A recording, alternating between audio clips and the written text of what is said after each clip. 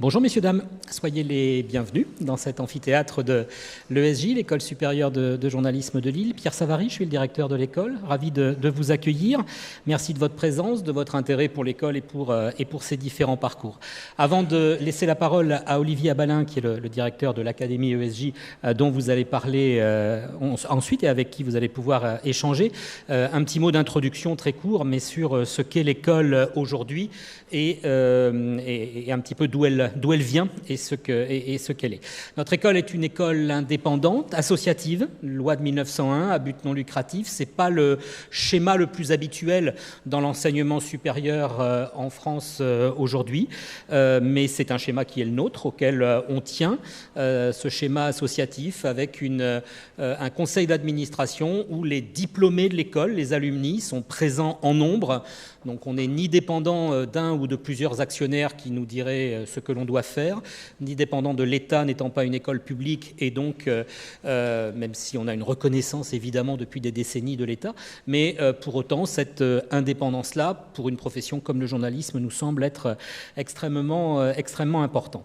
C'est une école qui se veut, quels que soient ses parcours, celui dont vous allez parler avec Olivier et tous les autres de l'école, extrêmement ouverte à toutes et tous, évidemment à des hommes, des femmes, des étudiants, des étudiantes, mais à des jeunes, ou moins jeunes d'ailleurs, puisqu'il n'y a pas de limite d'âge pour passer les concours d'entrée, parenthèse, mais ouverte à des publics qui viennent d'horizons géographiques très différents, beaucoup de publics internationaux, mais aussi évidemment de l'enseignement supérieur français, de provenance universitaire également variée. Les parcours de l'académie dont vous parlerez avec Olivier sont là pour en témoigner. On a souvent tendance en France, par les conseillers d'orientation, les enseignants, à dire qu'il faut avoir fait Sciences Po, de l'histoire, ou en tout cas des sciences humaines et sociales pour être journaliste. Ben non, il y a des journalistes de sciences, il y a des journalistes qui traitent de l'économie, donc on a aussi besoin, la profession a aussi besoin de jeunes qui peuvent venir d'autres formations que les plus habituelles ou habituellement vues à l'entrée des concours d'entrée.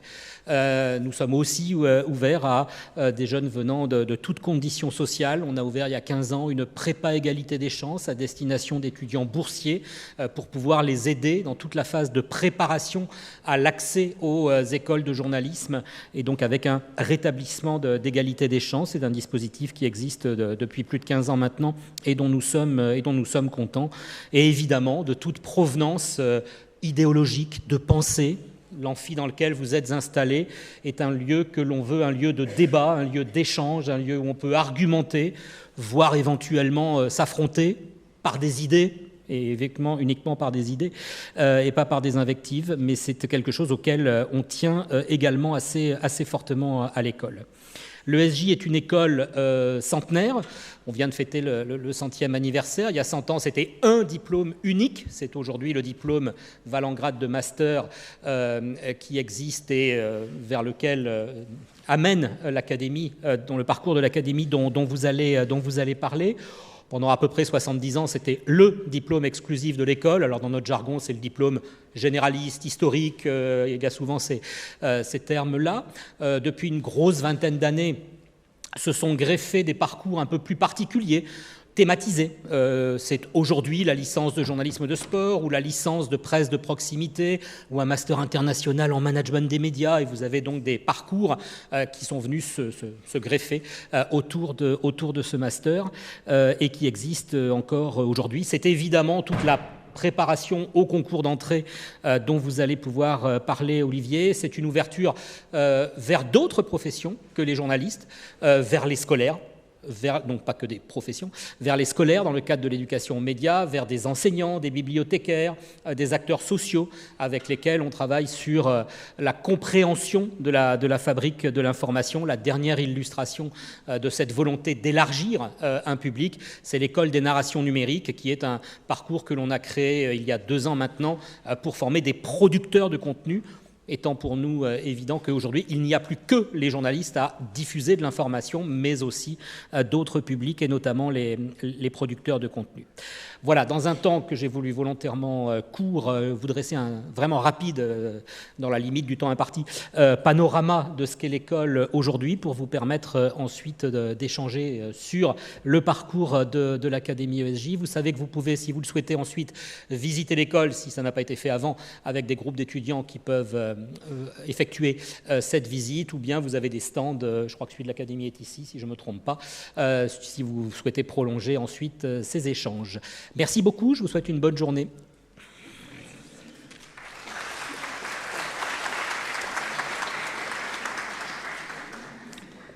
Merci Pierre. Bonjour à tous et toutes, merci de vous être déplacés. Je suis Olivier Abalin, je dirige donc l'Académie ESJ, je suis adjoint à la directrice des études à l'ESJ Lille, et j'ai un parcours qui ressemble, qui est assez typique dans son originalité. Pour un parcours de journaliste, j'ai commencé mes études pour devenir technicien chimiste. J'ai un DUT de chimie, je pourrais travailler dans un laboratoire. Et en réalité... Je t'en prie. Pardon. Ok. Pardon, excusez-moi.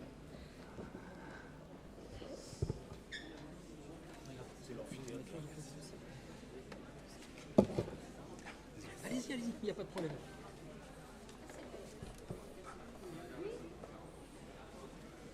Excuse-moi. On peut se mettre là.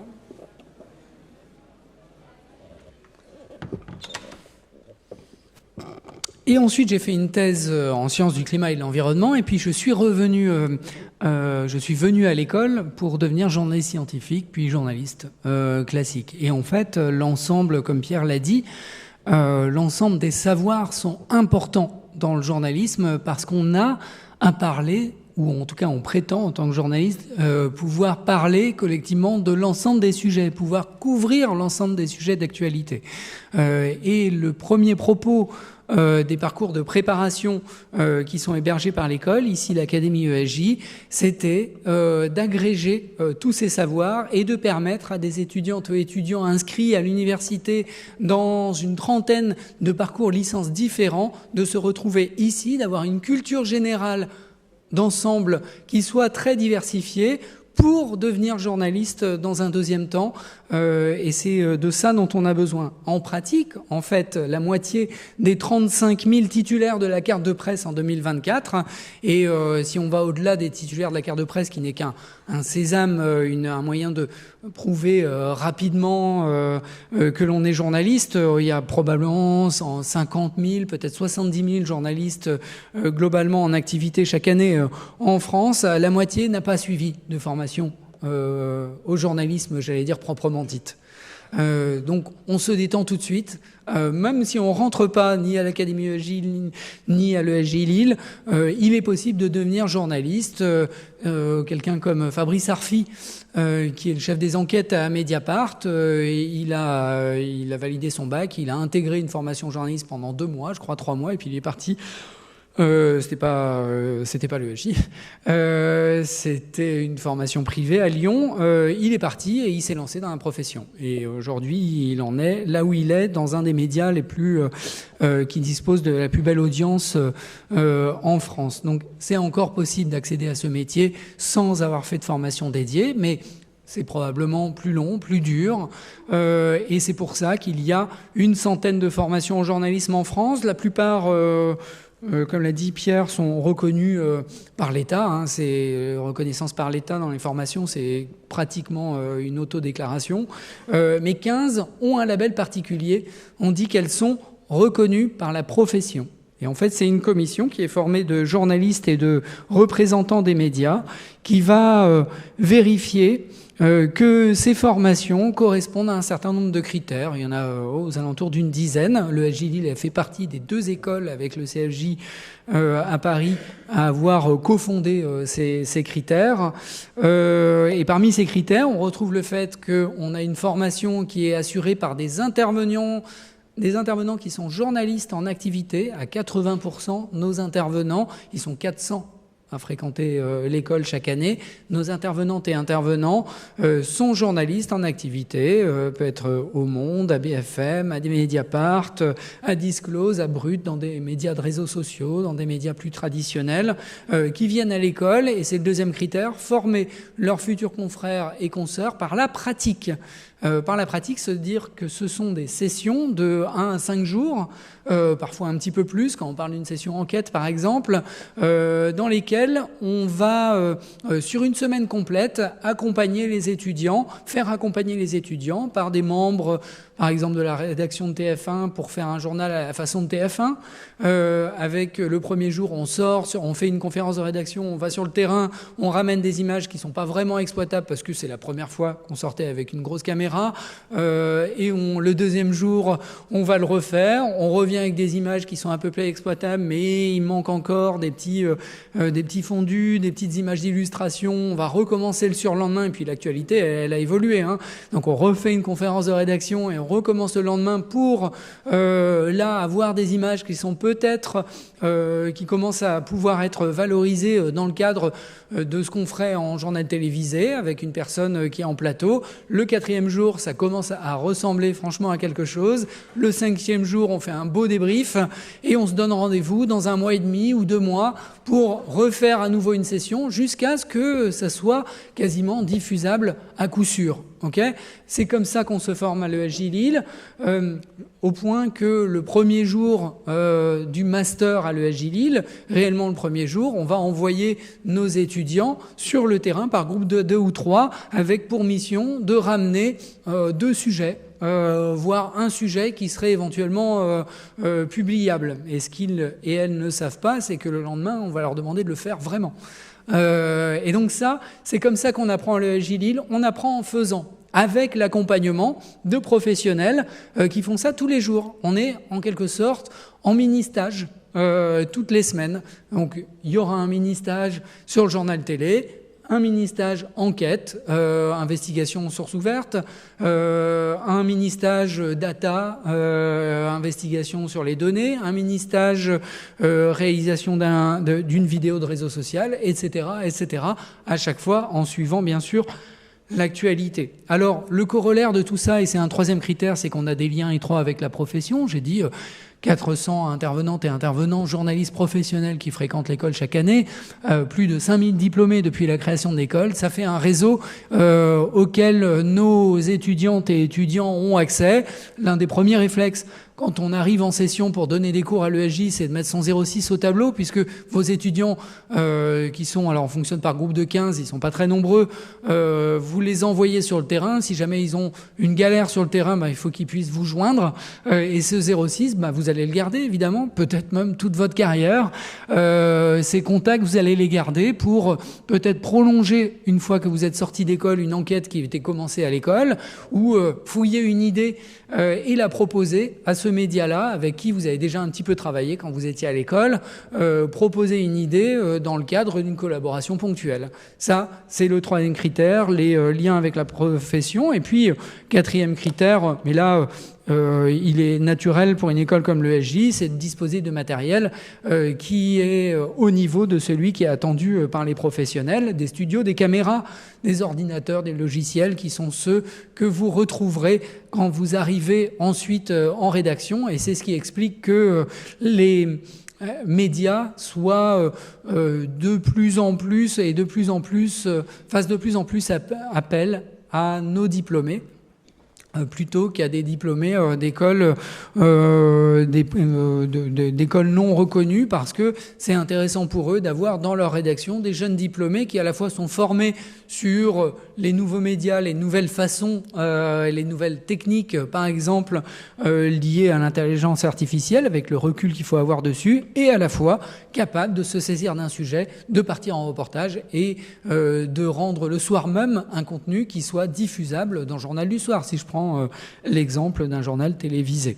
Un autre critère qui est important, c'est que le référentiel d'enseignement correspond à ce dont a besoin la société aujourd'hui. J'ai parlé à l'instant d'intelligence artificielle. Il faut à la fois savoir appréhender ces outils, il faut aussi le faire avec pertinence, pas à tort et à travers, pas n'importe comment.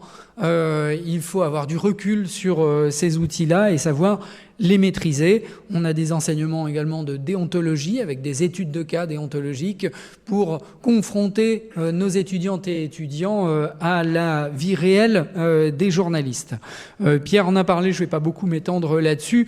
Le ESJ Lille est une asso loi 1901 qui a été reprise par ses anciens diplômés en 59. Elle est à but non lucratif. L'intégralité de ses revenus reste à l'école et réinvestie pour le bénéfice et la formation de nos étudiantes et apprenants, y compris de formation continue. Et en fait, l'intégralité des revenus provient des frais une grande partie des revenus provient des frais de scolarité qui sont pour les parcours post-bac à l'ESJ de 3 700 € l'année. Donc c'est pas un petit budget.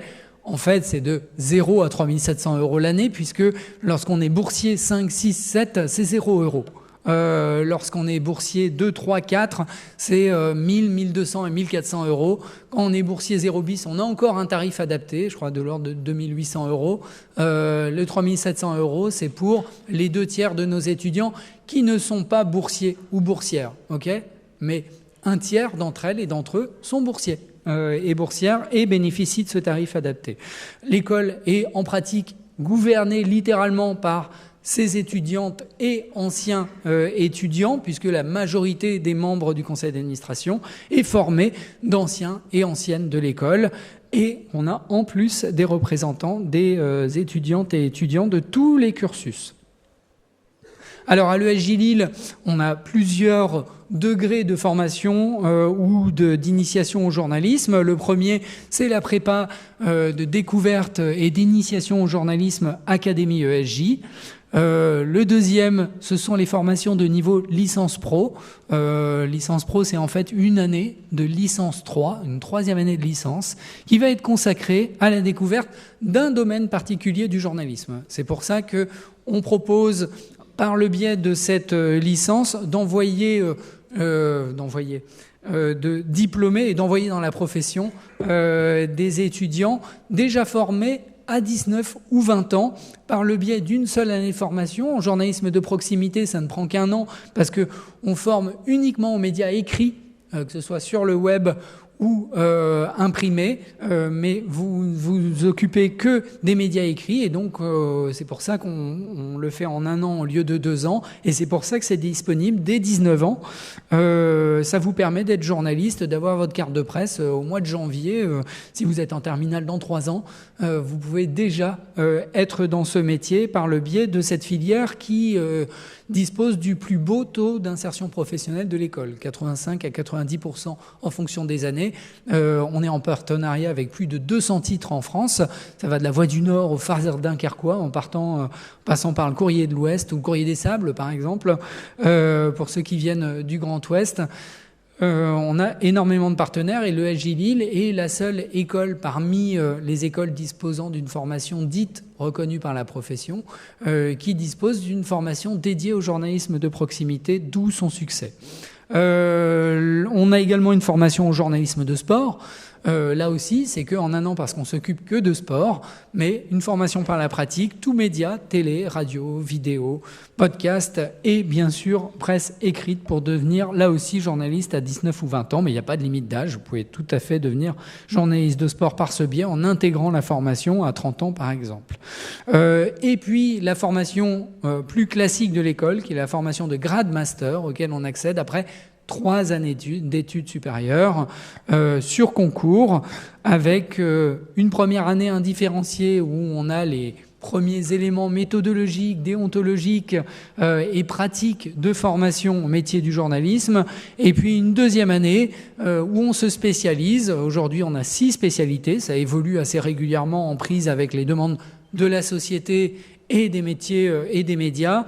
En ce moment, c'est une spécialité investigation, une spécialité internationale, télé, radio, sciences, numérique. Vous avez une conférence sur le planning qui est dédiée à ce master dans le courant de la journée. Formation complète, très connue et reconnue à la fois ou connue par les jeunes qui veulent se former, mais aussi connue et reconnue par les médias, ce qui explique qu'on ait à peu près 1 millier de candidatures chaque année pour 60 places. 10 en plus sont dédiés aux étudiants titulaires uniquement d'un passeport étranger, mais 60 places pour 1000 candidatures. Faites le calcul, c'est 6% de réussite, et on a à peu près le même taux de réussite dans l'ensemble des formations dites reconnues par la profession en France, que ce soit à Paris ou en province. Et c'est ce qui explique que ça puisse valoir le coup de se préparer par le biais de l'Académie ESJ Lille, qui a été lancée il y a 11 ans, qui est aujourd'hui un double diplôme, licence à l'Université de Lille et diplôme d'initiation au journalisme à l'ESJ Lille. Et la magie de ce double diplôme, c'est que en fait, on n'a pas double cours, on n'a pas double charge de travail. On a une équivalence qui est conventionnée avec l'Université de Lille, de telle sorte que nos étudiants qui viennent suivre des cours d'initiation au journalisme à l'ESJ Lille ne ratent pas de cours à l'université quand ils sont à l'ESJ. Ils ont 8 heures de cours par semaine, 6 à 8 heures de cours par semaine ici à l'ESJ Lille. Quand ils sont en cours ici, leurs camarades de leur parcours licence, eux, suivent des cours optionnels ou suivent des activités optionnelles à l'université. Donc on ne rate pas des cours, on a adapté les plannings pour que tous les vendredis, par exemple, nos étudiants de première année de licence licence double diplôme initiation au journalisme se retrouvent ici tous dans l'amphithéâtre, tous et toutes dans l'amphithéâtre. Pendant ce temps-là, il n'y a pas de cours pour eux à l'université. Et à la fin de l'année, à la fin du semestre, 40% de leurs notes sont obtenues ici sur les bancs de l'ESJ Lille pour l'obtention de leur licence. 40% des notes sont données ici à l'ESJ Lille sur des contenus délivrés par l'ESJ Lille. Délivrés, c'est un dispensé, pardon. Par l'ESJ Lille et contribueront à l'obtention de leur licence. Alors, ces cours, quels sont-ils ? Ce sont des cours d'initiation au journalisme qui sont dispensés majoritairement, on ne se refait pas, par des journalistes professionnels qui viennent donner des cours de connaissance des médias. Et ça, c'est pas mal en première année. Connaissance des médias, découverte des métiers du journalisme. En première année, on invite tous les vendredis après-midi un ou une journaliste d'un domaine différent du journalisme. Ça peut être quelqu'un comme Hugo Travers ou Gaspard G un vendredi. Ça peut être le chef adjoint du service politique de BFM un autre vendredi. Ça peut être un journaliste scientifique, rédacteur en chef de Epsilon le vendredi suivant. Ça peut être un journaliste radio un autre jour. L'idée, c'est d'avoir une idée, une vision de l'éventail qui est proposé aux futurs journalistes qui forment notre promotion.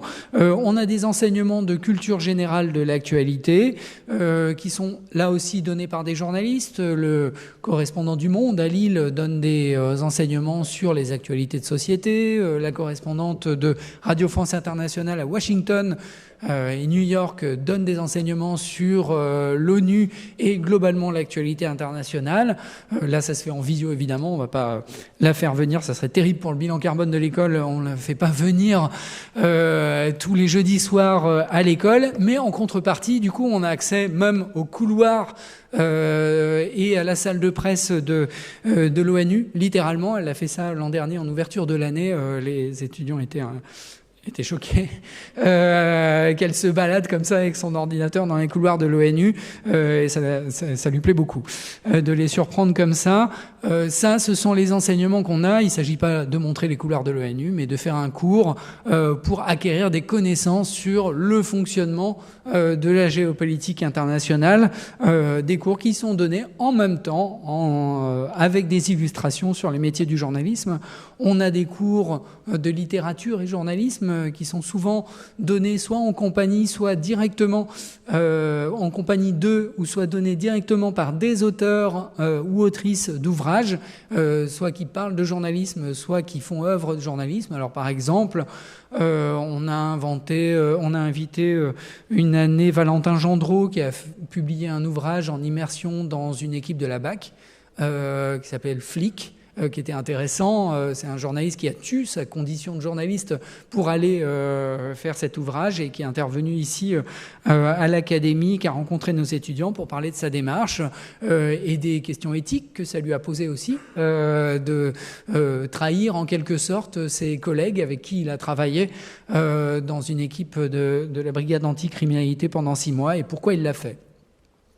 D'autres viennent nous parler comme Alexandre Lenoir, qui travaille au Monde, vient parler des Illusions perdues, qui est une œuvre du 19e siècle qui parle aussi du journalisme. Donc vous voyez, on parle parfois du 21e siècle, mais aussi parfois de la structuration du journalisme telle qu'elle se connaît aujourd'hui.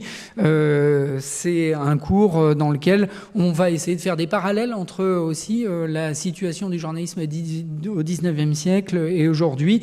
Tout ça sont des enseignements de culture générale et en même temps de travail de la narration qui vont contribuer à l'obtention de votre diplôme de licence.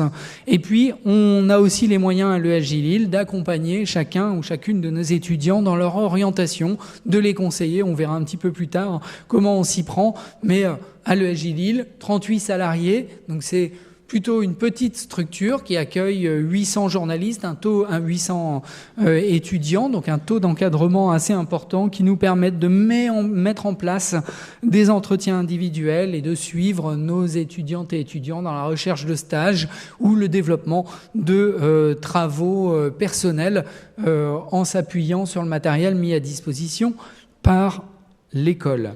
Alors voici les parcours licence partenaires, j'en ai longtemps parlé, ils sont regroupés par portail, si j'ose dire, Parcoursup. Vous avez un portail sciences humaines et sociales qui regroupe les 6 premières licences ici, histoire de l'art, philosophie, alors qui est plus accessible en première année, en tout cas pas cette année, études culturelles, géographie, aménagement et sociologie, double diplôme, initiation au journalisme. Vous avez un portail qui regroupe tous les vœux droit, AES, économie et gestion, double diplôme, initiation au journalisme, un portail STAPS, sport et santé, un portail dédié à la science politique, un portail dédié à toutes les licences de lettres et de langues.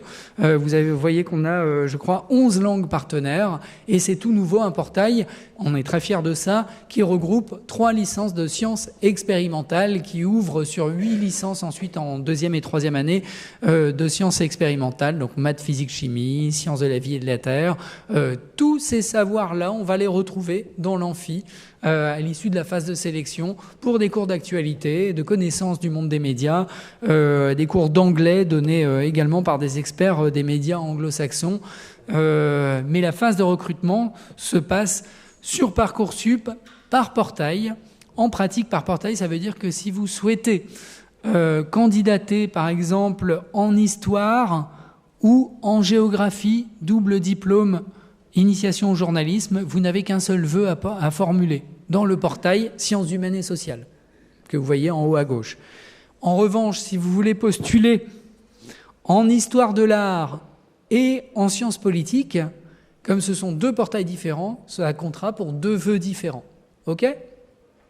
En pratique, peut-être que certains d'entre vous vont émettre 6 vœux, qui est le maximum, 6 vœux Académie ESJ.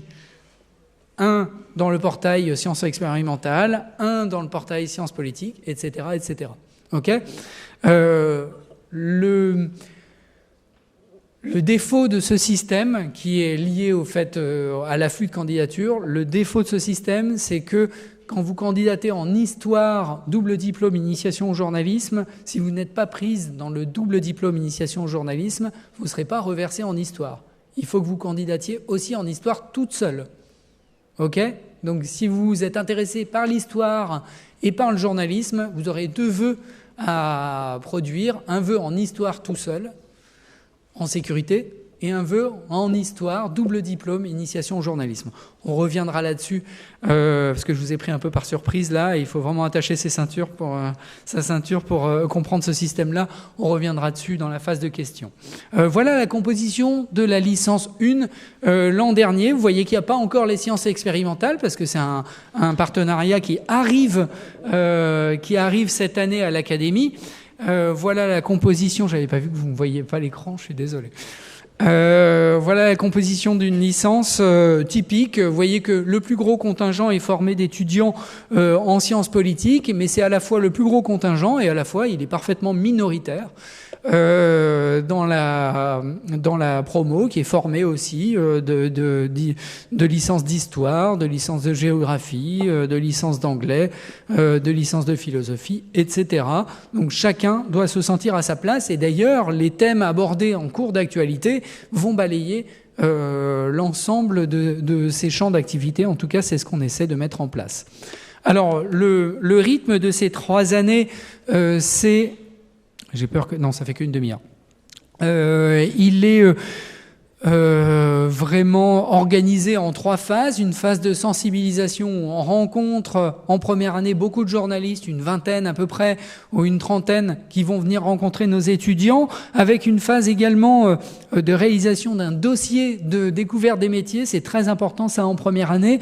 On va aller accompagner nos étudiantes et étudiants pour que chacun et chacune d'entre elles réalise un petit document de quelques pages par lequel ils vont s'intéresser à une spécialité du journalisme. Alors ça peut être une spécialité pas très spéciale, ça peut être j'ai envie d'être journaliste généraliste à la radio, par exemple, ça marche, ou j'ai envie d'être journaliste généraliste tout court, ça marche. Mais certains vont dire je m'intéresse aux journalistes spécialistes de l'environnement, ou je m'intéresse à la presse judiciaire, ou en tout cas aux faits divers, ou je m'intéresse au journalisme politique. Et là, on va vous inciter à contacter 2 journalistes en particulier. On va vous aider pour ça. Vous avez des idées, vous venez nous voir, on en discute, et on peut donner des contacts une fois qu'on en a discuté pour être en capacité de contacter des journalistes et de leur poser un certain nombre de questions qu'on va avoir aussi préparées avec vous. C'est-à-dire que nos étudiantes et étudiants, ils rendent un synopsis, en gros un résumé de ce qu'ils ont envie ou ce qu'elles ont envie de faire. On va corriger ce synopsis et leur faire un certain nombre de préconisations.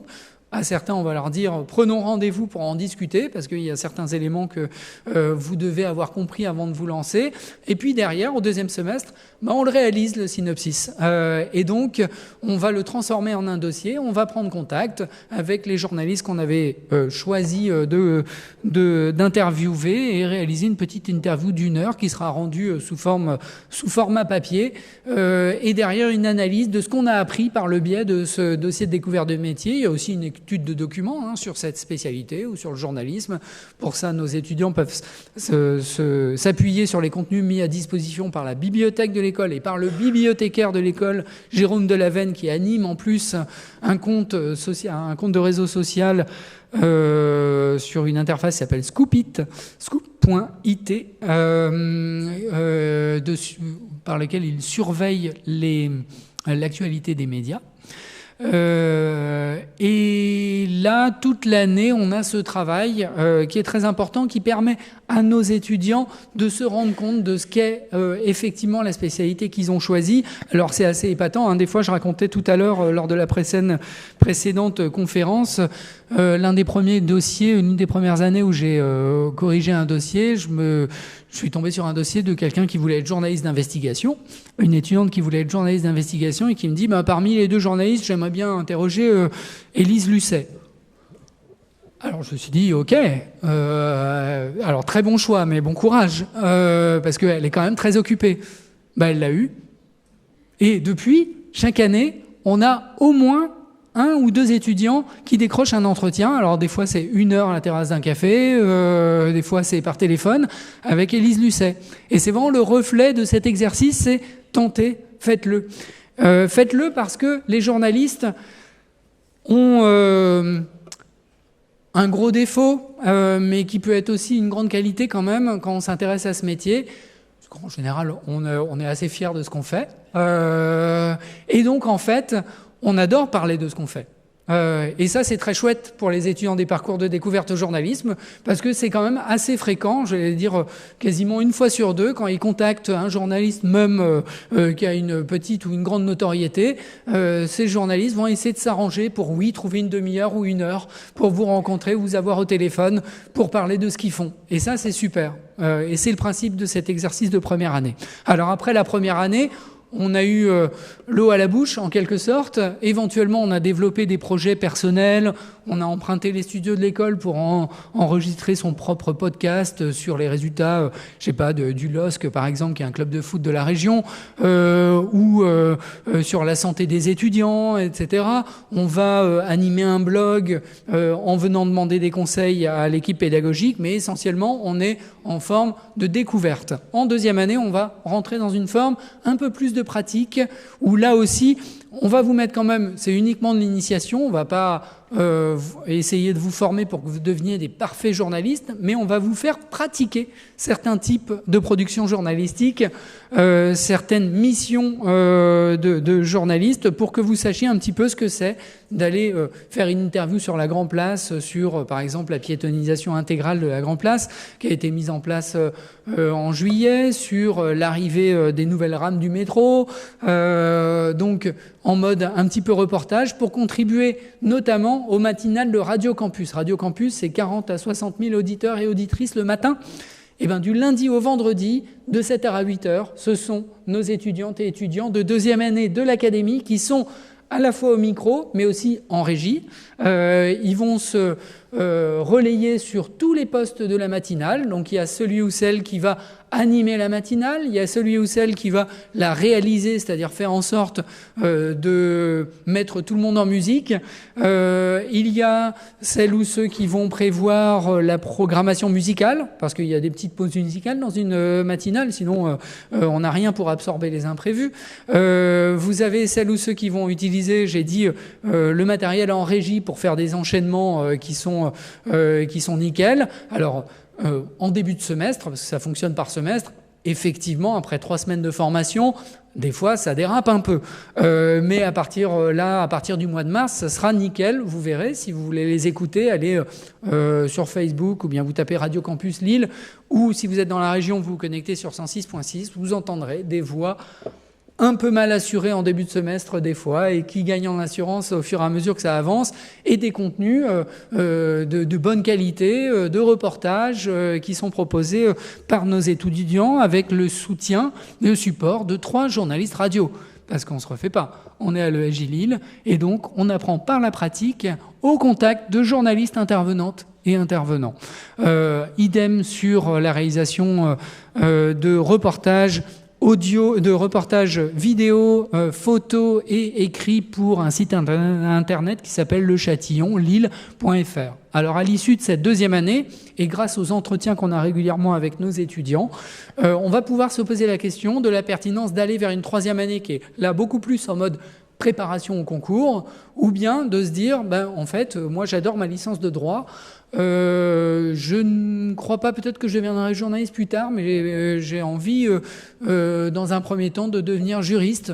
Pas mal de nos étudiants nous disent, en fait, ce que j'ai appris à l'académie, ça va me servir, parce que maintenant je sais comment fonctionne un petit peu ce monde-là, comment fonctionne ce métier-là, mais je vais devenir juriste et ça me sera utile, et peut-être que je reviendrai journaliste après. Ça, c'est à peu près un étudiant ou une étudiante sur 5 à l'issue de 2 années à l'académie. Et puis 4 étudiants sur 5 vont continuer en troisième année pour rentrer dans une des formations dites reconnues par la profession dont j'ai parlé tout à l'heure et dont les taux de recrutement se situent entre 5 et 10%. 1000 candidatures pour entrer en master à l'ESJ Lille, on a 60 places. 10 places réservées pour les étudiants titulaires d'un passeport étranger, 6% de réussite. Ça veut dire que ça peut valoir le coup de se préparer à ce concours qui se réalise, qui se forme en 2 fois. Un concours où une phase écrite où à distance, on va vous demander en un certain nombre de jours, alors ça dépend des écoles, chez nous c'est 1 semaine, dans d'autres écoles c'est 1 mois complet, de répondre à des questions de mise en situation en vérité. C'est pas un vrai dossier avec des notes, des appréciations de profs. Il y a un petit peu de ça, mais il y a surtout des réponses à des questions de mise en situation. Par exemple, l'an dernier, on est en 2035, vous êtes journaliste depuis 8 ans ou depuis 7 ans, vous lancez votre propre média. Expliquez-nous votre démarche et expliquez-nous à qui vous allez vous adresser. Où vous devez produire un reportage pour un quotidien national d'actualité. Dites-nous qui vous allez contacter en premier, quel est le sujet que vous allez choisir, quelle est l'angle que vous allez choisir. Donc, vous demande un petit peu, pas tout à fait, mais d'avoir une réflexion journalistique avant d'avoir réellement fait une école de journalisme. Et ça, c'est pas très facile. Ça explique le faible taux de réussite et ça explique l'apport que peut avoir une prépa comme celle de l'Académie ESJ qui va tout au long de la 3e année vous entraîner en corrigeant une dizaine d'épreuves d'entraînement, 10 à 15 épreuves d'entraînement par semestre, en vous insérant dans un groupe qui va être coaché pendant tout un semestre par un ou une journaliste professionnelle qui prend sur son temps personnel pour accompagner et corriger les devoirs d'un même groupe d'étudiants et comme ça observer leur progression, leur faire des conseils personnalisés. Et puis en 2e semestre, pas mal également proposer des entraînements oraux, parce que après la première phase écrite, par laquelle on choisit à peu près un quart, un cinquième des étudiants, on rentre dans une phase orale où là, on va vous poser des questions sur votre projet professionnel, votre projet de formation, comment ça s'articule avec le suivi de l'actualité, quel est votre suivi de l'actualité. Alors ça, c'est pour la majorité des écoles jusqu'à cette année, c'est une phase orale en visio. Et puis nous, parce qu'on a été frustrés par le fait de ne faire un oral qu'en visio, nous à l'ESJ, cette année, on passe à une phase orale en présentiel à l'ESJ Lille, avec un concours par lequel on va avoir une phase de test sur table sur l'actualité, mais aussi une phase de mise en situation pendant 2 heures par groupe de 6, où on va vérifier la capacité des candidats à travailler ensemble, à se mettre au service du groupe, les réflexes en matière de connaissance de l'actualité, les réflexes déontologiques qu'on peut avoir, ou les questionnements en tout cas qu'on peut avoir en tant que futur journaliste, et un oral derrière qui, là encore, va permettre de sélectionner un tiers, un quart des candidats. Pour tout ça, on met en place un entraînement qui nous permet d'afficher ce taux de réussite de 67%, plus de 2 tiers de nos candidates et candidats présents en 3e année à l'Académie ESJ Lille obtiennent au moins une admission dans un master dit reconnu par la profession. À comparer aux 6%, mais attention, nos étudiantes et étudiants ne passent pas que le concours de l'ESJ Lille, on les prépare à tous les concours, et donc en général, ils passent entre 4 et 8 écoles pour multiplier leurs chances. École par école, globalement, on multiplie leurs chances par 2, 3, 4. Par exemple, à l'ESJ Lille, on a un taux de réussite en fonction des années entre 18 et 25%, là où le taux de réussite de la population générale est de 6%. Donc vous voyez qu'on multiplie là par 3 ou 4 les chances de nos étudiants. C'est un petit peu pareil dans toutes les écoles, ce qui explique qu'on atteigne ce taux de 67%.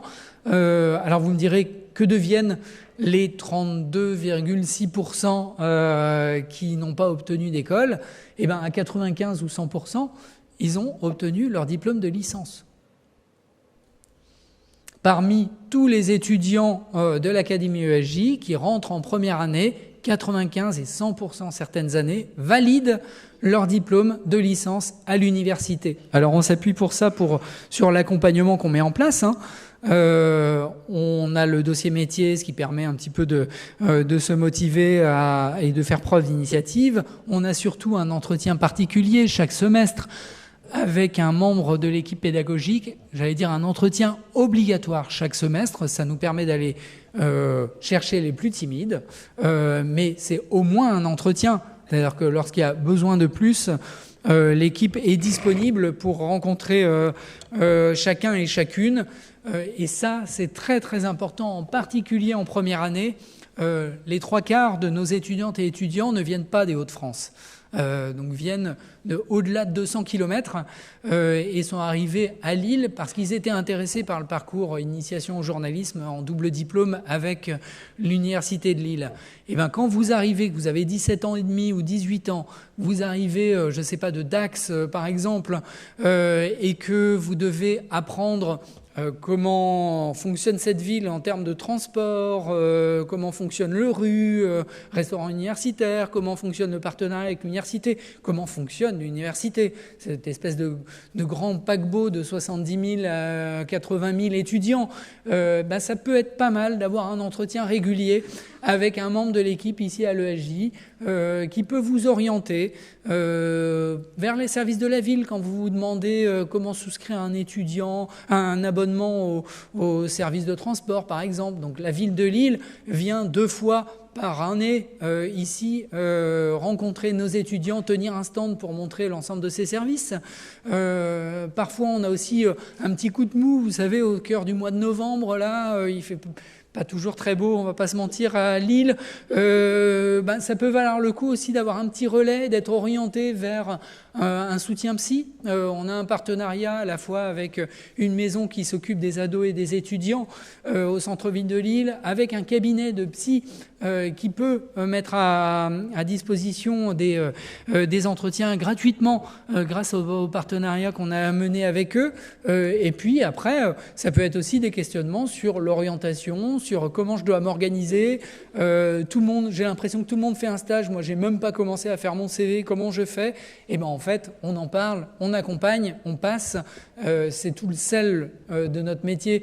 Je dis ça parce que souvent, les étudiants qui viennent nous voir en premier rendez-vous disent « Ah merci d'avoir passé autant de temps avec moi. » Et en fait, ça fait partie du boulot et on adore ça. Parce que moi, fabriquer les plannings, bon, c'est un côté mécano intéressant, mais c'est pas mon trip. Moi, ce que j'aime bien, c'est de discuter de leur projet avec les étudiants.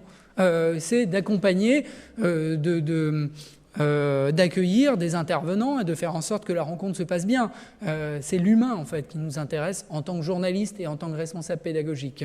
Et ça a un poids, je pense, assez important. On a musclé ça dans les dernières années de telle sorte qu'on ait un petit peu moins de départ sur la pointe des pieds comme on pouvait en avoir, qu'on peut en avoir encore à l'université. L'université fait aussi beaucoup d'efforts par rapport à ça pour éviter les échecs dès la première année, des départs sur la pointe des pieds parce qu'on n'était même pas forcément au courant qu'une personne était en train de décrocher. Là, on essaie vraiment d'accompagner chacun et on incite chacun et chacune à venir nous voir lorsqu'il y a des questionnements. C'est un facteur de réussite très très important.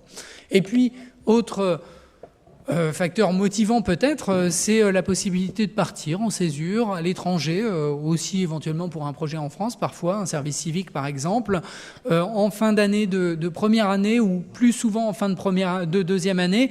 On a 175 étudiants à peu près en deuxième année à l'Académie ESJ et plus d'une centaine partent en Erasmus.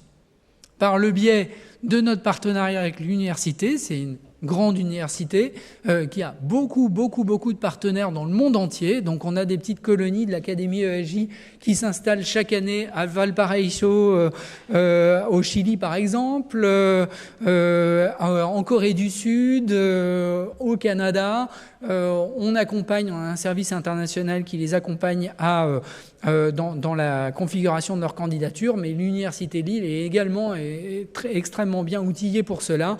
Et donc, c'est assez classique d'aller faire une troisième année en partenariat à l'étranger, de mettre l'académie sur pause et de revenir, parce que la place est réservée, de revenir en quatrième année pour une troisième année de prépa au concours pour réussir les concours et rentrer finalement dans une école de journalisme avec, en ayant vécu une année à l'étranger, c'est, soit dit en passant, un facteur de réussite assez fort. On a plus de 80% de réussite pour les étudiants qui reviennent de l'étranger, plus de 80% de réussite à l'entrée en master de journalisme reconnu par la profession. Et donc, voilà, les autres dispositifs qui font la force de l'Académie ESJ, c'est le fait que les cours sont préparés par des journalistes en activité. Ce sont le conventionnement de stages courts de 2 semaines, mais du coup, on peut très bien faire plusieurs stages dans l'année. Moi, je conventionne à peu près 400 stages courts dans l'ensemble des médias. Ça peut être à France Culture, ça peut être à Ouest France, ça peut être au Figaro, au Point, ou à TF1, à M6, vraiment dans tous les médias possibles. Nos étudiants bénéficient à la fois du réseau de l'école et mobilisent énormément aussi parfois leur esprit d'initiative pour aller contacter des médias chez lesquels on n'a pas souvent des stages, mais qui vont dire oui parce qu'on les accompagne aussi dans la configuration de leur candidature. Et puis des projets d'éducation aux médias, par exemple, aller intervenir auprès d'élèves de 3e d'un collège en région, en réseau d'éducation prioritaire, pour être en situation d'intermédiation, qui est une situation d'apprentissage très puissante, en fait, quand vous avez à reformuler ce que vous avez appris à l'académie auprès d'un public d'ados de 3e. Vous êtes en train, en fait, de réciter ce que vous avez appris à l'école, et c'est un vecteur d'apprentissage qui est très, très puissant et auquel on tient énormément. Alors, sur Parcoursup, le portail a ouvert, vous le savez, le 19 janvier jusqu'au 12 mars. Vous cherchez ESJ Lille tout simplement et vous allez nous trouver. Depuis 4 ans, il y a des frais de dossier pour les étudiants, pour les lycéens et lycéennes non boursiers et non boursières, de 100 €. Depuis 4 ans, parce qu'avant, il y a 4 ans, on faisait un pré-tri uniquement scolaire, c'est-à-dire qu'on allait chercher les 20 ou 30% de meilleurs dossiers scolaires sur la base de 4 notes qu'on allait regarder, 4 moyennes qu'on allait regarder. Mais en fait, chaque année, on était frustrés. On avait fait un test dans l'équipe. On était allé chercher les 100 étudiants au-delà du premier cut qu'on avait fait, de la première coupure qu'on avait fait au niveau scolaire. Genre, on coupe à 15,5 sur 20 de moyenne à l'époque. On coupe à 15,5 sur 20 en moyenne et on va regarder les 100 suivants. Et sur les 100, on en avait trouvé entre 10 et 20 qu'on aurait bien admis, en fait, à l'école. Et là, on s'était dit, c'est pas possible de passer au travers comme ça de profils intéressants qui pourraient rejoindre l'école. Et donc, on a mis en place ces frais de dossier qui nous permettent de lire l'intégralité des dossiers qui nous arrivent, lire en détail l'intégralité des dossiers qui nous arrivent. On y passe un mois. L'an dernier, 7500 dossiers nous sont arrivés, 7516 je crois. Et donc, ça nous prend un mois. On est 7 dans l'équipe pour aller rechercher dans ces dossiers les commentaires des enseignants dans toutes les matières en première et en terminale. On voit si l'étudiant, au-delà de la note, si le lycéen ou la lycéenne est quand même impliqué en termes de travail, en termes également de projets qui peuvent être développés en classe ou à côté de la classe. Est-ce qu'on fait partie du club photo? Est-ce qu'on fait partie du club journal? Est-ce qu'on a lancé son propre blog pour parler des voyages que l'on fait en famille, par exemple? Tout ça, c'est ce qu'on va regarder dans le dossier qu'on va appeler le dossier de motivation. Vous savez, c'est toute la partie activité et centre d'intérêt. Expérience associative ou citoyenne, toute cette partie qui fait partie finalement de votre CV de candidat que vous allez remplir une bonne fois pour toutes les formations, mais dans lequel je vous incite à aller vraiment dans le détail de ce que vous avez fait et appris. En tout cas, nous, on apprend beaucoup par ces éléments-là. Donc, à partir de tout ça, et à partir également de la lettre de motivation qui, elle, va pas être commune à toutes les formations, elle va être centrée uniquement sur le vœu que vous venez d'exprimer.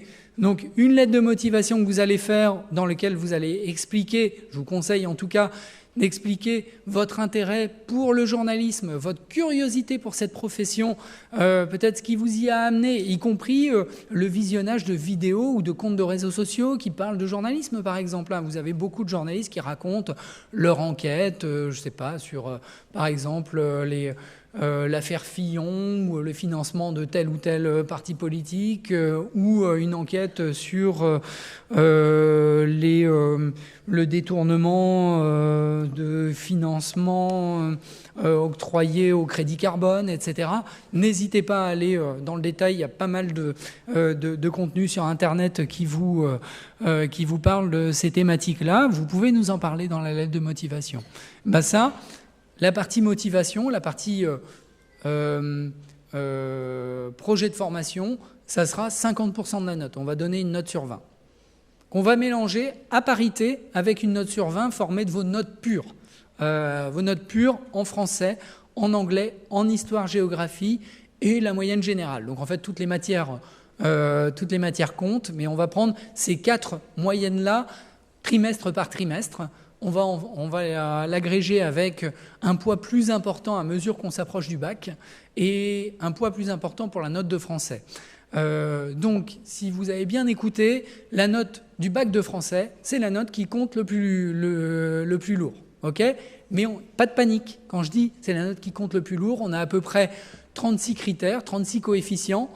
Le bac de français, c'est 4 sur 36. Donc c'est beaucoup, mais il reste 32 sur 36. Si vous avez pris, parce que vous étiez mal fichu ce jour-là, vous avez raté votre oral, pas de panique. Et même si vous avez raté l'oral et l'écrit, pas de panique. Vous allez encore énormément vous rattraper sur les autres notes.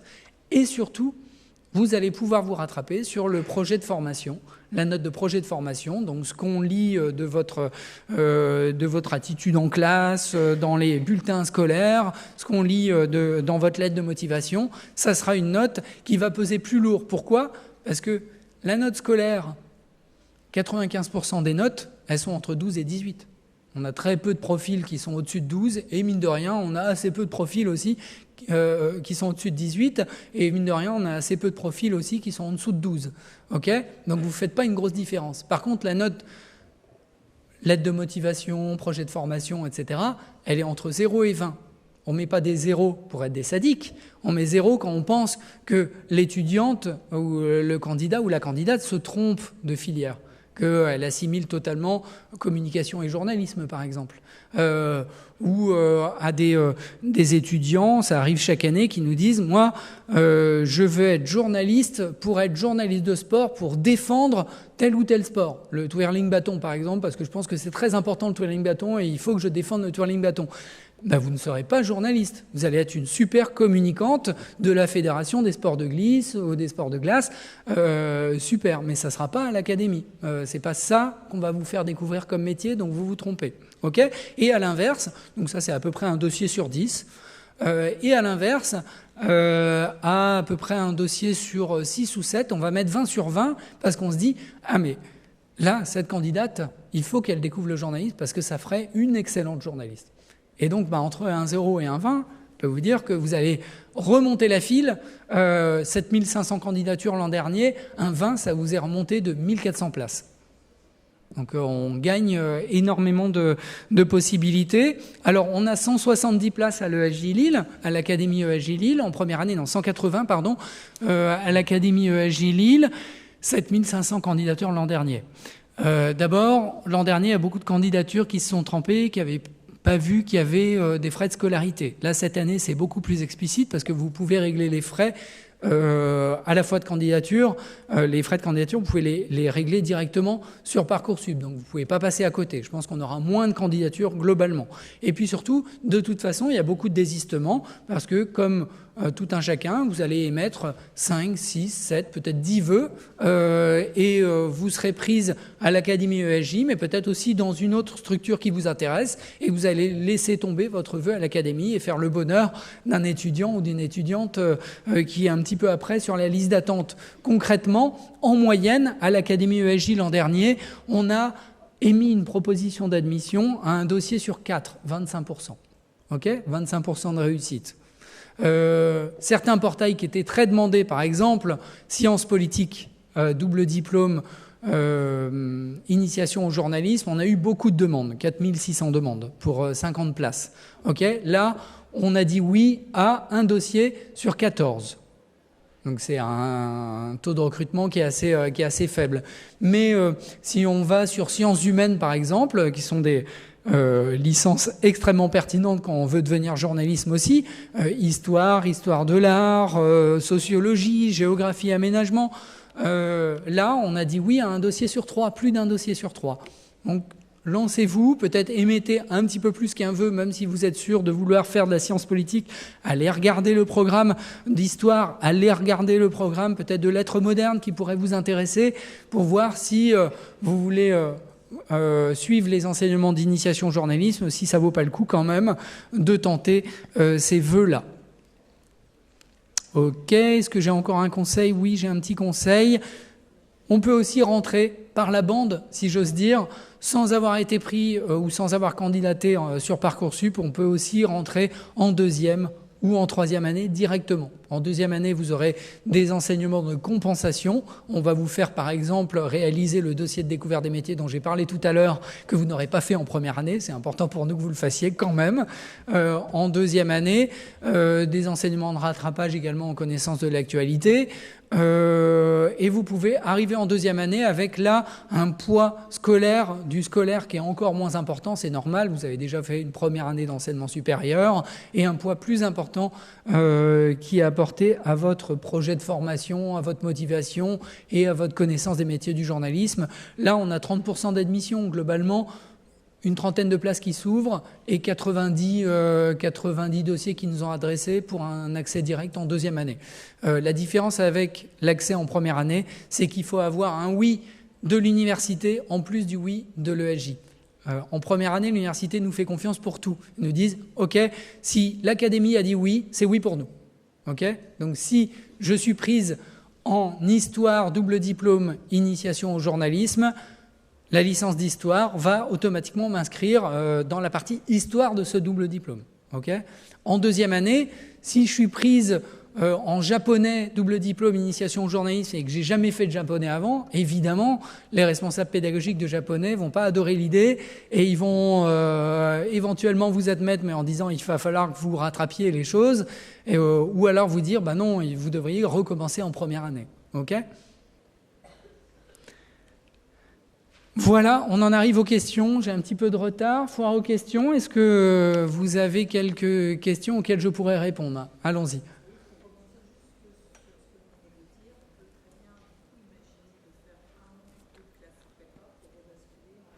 Oui, vous pouvez très bien, je reformule la question pour tout le monde, imaginez effectuer 1 ou 2 années de classe prépa et rejoindre l'académie ESJ à l'issue. C'est assez classique.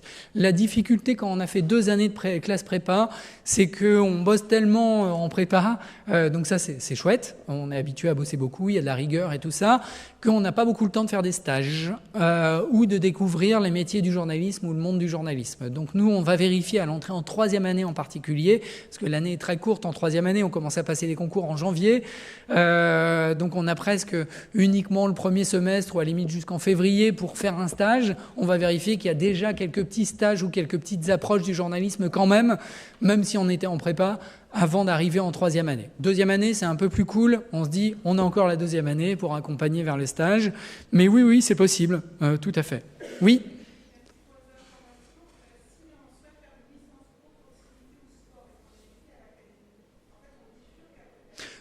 Alors il y a 2 solutions. Si on veut aller en licence pro journalisme de sport ou journalisme de proximité, en ayant fait l'académie, vous pouvez terminer l'académie, parce que pour certains, l'idée c'est de se dire je veux quand même avoir ma licence d'histoire ou ma licence de STAPS. Donc je vais faire une 3e année à l'académie, je vais me préparer au concours, et après je vais passer le concours de la licence pro qui me fait continuer en 3e année après avoir déjà fait une 3e année. Effectivement, mais de toute façon, c'est pas du tout les mêmes enseignements, c'est pas du tout le même diplôme, et c'est pas du tout dérangeant. Ou alors certains, et il y en a chaque année, s'arrêtent après la 2e année de l'académie, ne vont pas valider leur 3e année de licence STAPS par exemple, et passent le concours de STAPS, l'obtiennent et vont faire une licence pro, passent le concours de journalisme de sport et vont rentrer et faire leur licence journalisme de sport directement en 3e année et avoir ainsi en poche un diplôme de licence de l'université quand même, mais licence pro, journalisme de sport. Oui ?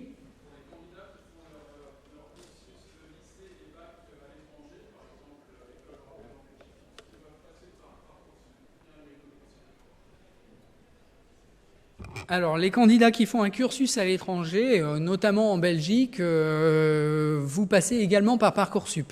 Mais il faut s'adresser au service d'orientation de votre établissement pour savoir exactement comment ça se passe et comment faire en sorte que les notes soient transmises à Parcoursup. Il y a un petit lien à effectuer. Je pense que c'est peut-être même déjà fait quand on est dans une école européenne. Mais voilà, il faut vérifier que le lien sera bien effectué. Mais nous, après, on a accès. Chaque année, j'analyse des dossiers d'étudiants qui sont dans une école française ou un lycée français à l'étranger ou carrément dans un lycée pas français du tout en Allemagne. Et on s'occupe de la transposition des notes, en fait. En Allemagne, par exemple, c'est un système inversé, c'est ce qui me donne le plus de travail. C'est à moitié par lettre, donc il faut que je transcrive en note sur 20 avec les recommandations du ministère des Affaires étrangères pour avoir une moyenne qui ressemble à une moyenne française. Oui ?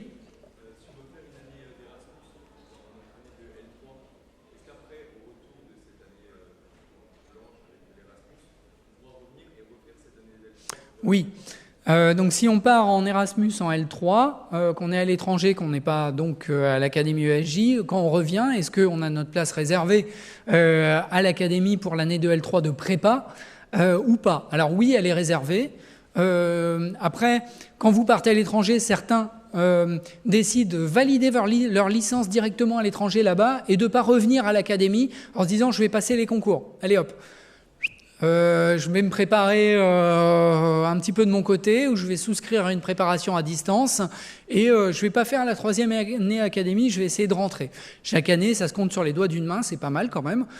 Sur les doigts d'une main, ils arrivent à passer les concours depuis l'étranger et à obtenir une admission dans une école. Et éventuellement, s'ils réussissent pas, là, ils nous avertissent qu'ils ont l'intention de revenir à l'académie, et nous, on les accueille, soit avec le support d'une autre licence. Donc ils ont fait une licence, je sais pas, d'histoire par exemple, et ils vont essayer de s'inscrire en histoire de l'art, double diplôme, option journalisme en 3e année. Ça veut dire que les responsables pédagogiques d'histoire de l'art doivent accepter que vous arriviez directement en 3e année et qu'en fin d'année vous ayez un vrai diplôme de licence d'histoire de l'art en n'ayant fait qu'une seule année. Mais c'est possible de demander. Ils le font, ces étudiants, parfois, pour continuer à bénéficier d'une bourse, notamment. Quand on est boursier, il faut être inscrit à l'université. Et donc là, ils utilisent cette nouvelle inscription en licence pour avoir le statut étudiant. Mais d'autres reviennent à l'académie juste sur le diplôme d'initiation au journalisme, et en fait, ils ont beaucoup de temps dans leur semaine, ils ont 4 jours sur 5 où ils n'ont pas de travail à produire, en tout cas, ils ne sont pas obligés de venir à l'académie pour suivre des cours, et là, ils peuvent faire un service civique, ils peuvent faire des stages, mais c'est assez courant, ouais, comme on a chaque année entre 55 et 60 étudiants qui reviennent comme ça de l'étranger. Non, plus que ça même, plus que 60. Plutôt entre 60 et 80 qui reviennent de l'étranger. Oui. Je ne vous entends pas, excusez-moi. Vous pouvez fermer la porte, s'il vous plaît? Oui. En master. Donc si la question est relative au double diplôme avec Sciences Po Lille, là, elle concerne en fait le master directement. C'est-à-dire que lorsque vous entrez dans le diplôme, dans la formation de grade master de l'ESJ Lille, vous entrez en même temps automatiquement en master à Sciences Po Lille. Et une partie des cours, c'est un peu comme l'académie finalement, une partie des cours de master, de grade master de journalisme seront donnés par des enseignants de Sciences Po Lille sur des matières dont Sciences Po Lille est expert. Par exemple, la géopolitique, c'est Pierre Aski qui donne des cours en anglais, qui est un journaliste qui donne des cours en anglais à Sciences Po Lille. Et ça va être une semaine de cours sur la géopolitique. Par exemple, le droit constitutionnel, c'est intéressant de connaître ça quand on est journaliste. C'est pareil, c'est donné par des spécialistes de droit constit de Sciences Po Lille, etc. Et à la fin, l'ensemble de ces cours-là vous permettent d'obtenir réellement, de valider un master de sciences politiques, un master de Sciences Po Lille, en plus du master de journalisme de l'ESJ Lille. Ok ? Par contre, on est en lien avec l'Université de Lille, mais ce n'est pas Sciences Po Lille, sur la faculté de sciences politiques. Donc vous suivez des cours à la faculté de sciences politiques en étant dans le double diplôme d'initiation au journalisme. Est-ce que je vous ai perdu ? En fait, vous avez une formation, vous avez plusieurs façons de suivre une formation en sciences politiques. Vous pouvez aller à l'Institut d'études politiques, c'est Sciences Po Lille, ok, et ça c'est au niveau master qu'on est en lien, ou vous pouvez suivre une formation à la faculté de sciences politiques, qui est totalement indépendant, comme son nom ne l'indique pas, de l'Institut d'études politiques de Lille, qui dépend de la fac, et donc c'est des profs de fac qui donnent des cours de sciences politiques. Il y avait une question là et après derrière. Allez-y. Ouais. Oui.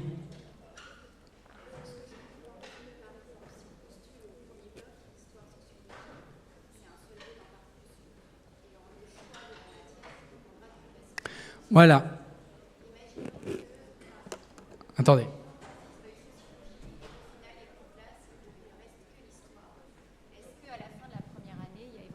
Possibilité de choisir. C'était la question pour tout le monde, ne vous inquiétez pas.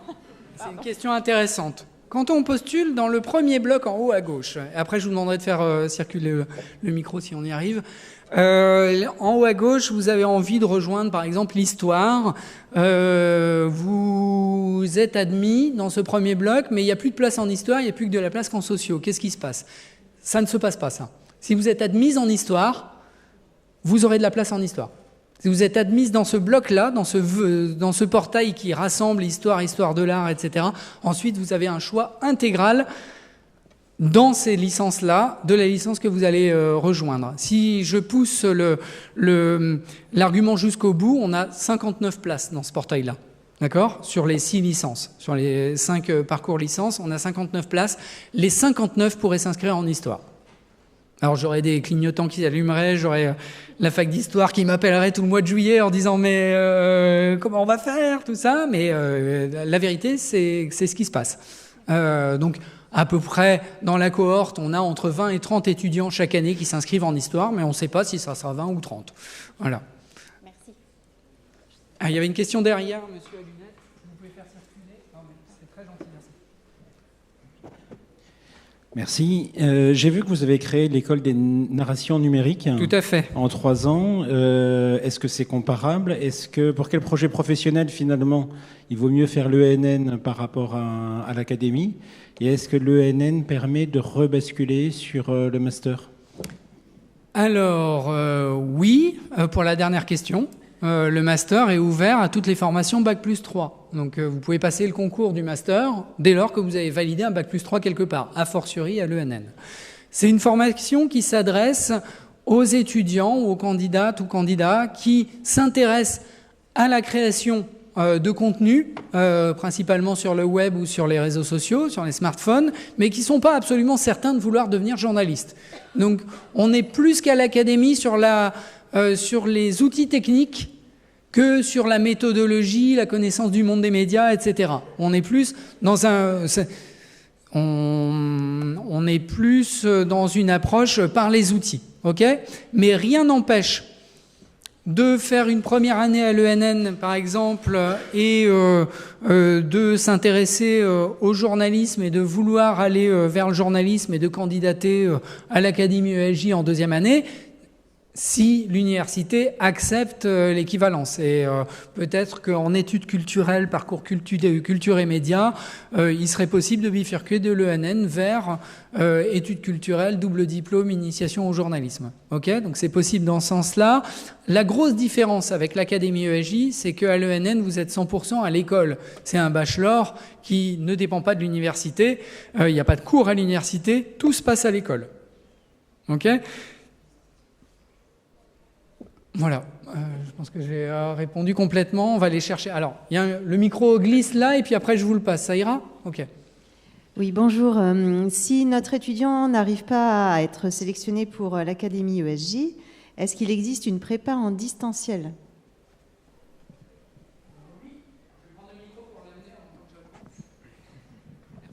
Merci.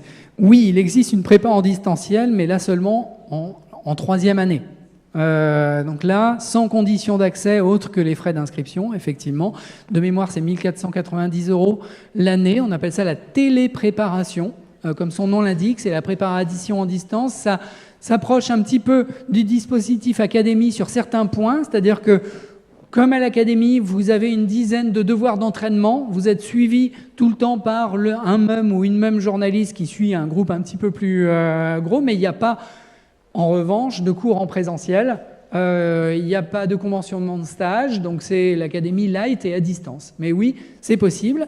Et on a lancé il y a 3 ans une formation qui marche de plus en plus fort, qui s'appelle la prépa hybride, qui est, comme son nom l'indique, un peu entre les deux. Vous avez à la fois les devoirs d'entraînement et à la fois un rendez-vous tous les mardis et jeudis soirs de 18h30 à 20h30 à l'école en physique avec un coach ou une coach journaliste. Donc ça vous permet d'avoir quand même ce contact de visu, si j'ose dire, et cette discussion en direct 2 fois par semaine avec des journalistes, avec de très très bons taux de réussite qui sont l'an dernier, qui ont dépassé ceux de l'académie par exemple. Et là c'est un peu plus onéreux, c'est plus de 2000 €, je crois, 2100 €, quelque chose comme ça. Et ça marche par groupe de 20. Donc l'an dernier on avait un groupe de 20. Si la progression continue, on va, je pense, devoir ouvrir un deuxième groupe. Ce que je nous souhaite, c'est chouette d'accompagner de plus en plus de monde. Et ça s'adresse à des étudiants, non seulement peut-être qui n'ont pas réussi à rentrer à l'académie, ou bien qui ont envie de continuer dans une licence qui n'est pas partenaire de l'académie, par exemple études cinématographiques ou une licence de LEA qui est langue mais plus appliquée au commerce notamment, si j'ai bien compris. Donc vous êtes en licence à l'université et le soir de vos cours, vous venez ici. Alors c'est un peu plus de boulot parce que le planning il est pas, ça fait plus d'heures de cours que les autres étudiants, mais ça peut fonctionner comme ça. Ok. Alors il y avait une autre question. Oui, ma question porte sur le programme Erasmus. Je ne connais pas du tout le fonctionnement. Donc il y avait 2 questions. Il y avait le fait de savoir si, tout en étant en Erasmus, il n'y avait pas une possibilité de continuer l'enseignement en distanciel. C'était un petit peu le prolongement de la question de Madame. Et deuxièmement, de savoir si, lorsque l'étudiant part en Erasmus, il poursuit la formation. J'avoue que je n'ai pas trop compris.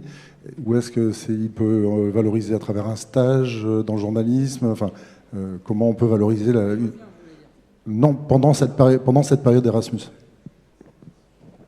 Alors, je ne suis pas trop rentré dans le détail parce que c'est quand même une mécanique du coup qui rentre dans le cadre du partenariat. Et donc vous voyez que là, on passe d'un partenariat à 2 à un partenariat à 3 avec une université à Oslo ou, comme je l'ai dit, à Valparaiso. C'est pourquoi on se repose sur l'université de Lille, et c'est pourquoi en 3e année, il n'est pas possible de suivre le parcours académie en étant en Erasmus. Ce qui est possible, c'est de souscrire à une préparation à distance. Ça, on peut le faire, c'est moins complet que l'académie, mais on est à l'étranger, on suit les cours de sa licence à l'étranger, et on se prépare au concours via la télépréparation. Ok ? L'autre possibilité, c'est de partir en 2e année. Mais alors là, on peut rester inscrit en 2e année, on peut rester inscrit à l'Académie ESJ Lille. Je suis en train de faire défiler pour trouver cette satanée diapo. Voilà. En 2e année, vous allez être en Erasmus et en cours à distance à l'Académie. Ok ? Donc, nos étudiants, on en a un cette année, qui est en 2e année en Erasmus. Il a accès, vous voyez qu'il y a des caméras ici dans l'amphi, il a accès au cours en direct et le cours est enregistré, donc il y a accès aussi en différé. Évidemment, s'il habite au Chili, les horaires ne sont pas toujours exactement raccords, donc se lever à 3h du matin pour suivre un cours d'actualité, et ils sont très motivés, mais ce n'est pas toujours possible.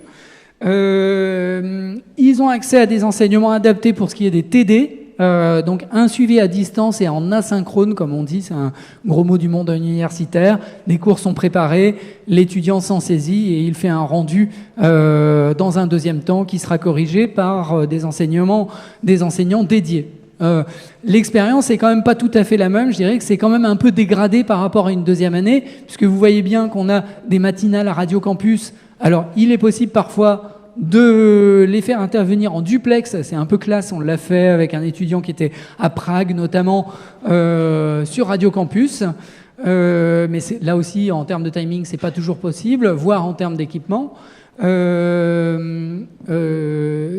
pour les phases pratiques et puis pour tout ce qui est assistance aux conférences, parce que j'ai assez peu parlé de ça, mais on a 2 conférences ou rendez-vous par semaine à peu près ici le soir qui sont proposés sur une base facultative à nos étudiants. Ils viennent rencontrer Katia Anissina, qui est une ancienne de l'école, qui a été 5 ans correspondante à Moscou pour raconter son expérience d'envoyé spécial là-bas.